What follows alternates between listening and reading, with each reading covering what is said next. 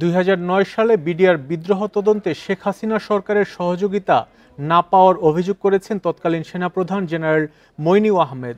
গত বৃহস্পতিবার নিজের ইউটিউব চ্যানেলে এ অভিযোগ করেন তিনি। বলেন, পিলখানা হত্যাকাণ্ডের প্রকৃত ঘটনা মানুষ জানতে পারেনি।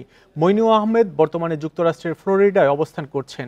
ইউটিউবে তিনি বলেন, বিদ্রোহের ১৫ বছর ধরে শুধু সরকারের কথাই সবাই শুনেছে, প্রকৃত ঘটনা অনেক কিছুই জনগণ জানতে পারেনি।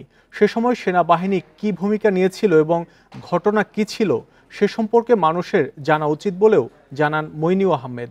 বলেন, বর্তমান স্বরাষ্ট্র উপদেষ্টা ওই ঘটনার তদন্ত কমিটির প্রধান ছিলেন, কিন্তু সরকারের অসহযোগিতার কারণে ঠিকমতো কাজ করতে পারেননি। এখন তিনি সেই কাজ সম্পন্ন করতে পারবেন বলে আশা প্রকাশ করেন। নতুন সরকার গঠনের পর মুঠোফোনে স্বরাষ্ট্র উপদেষ্টার সঙ্গে এ নিয়ে কথা বলেছেন বলেও জানান তিনি।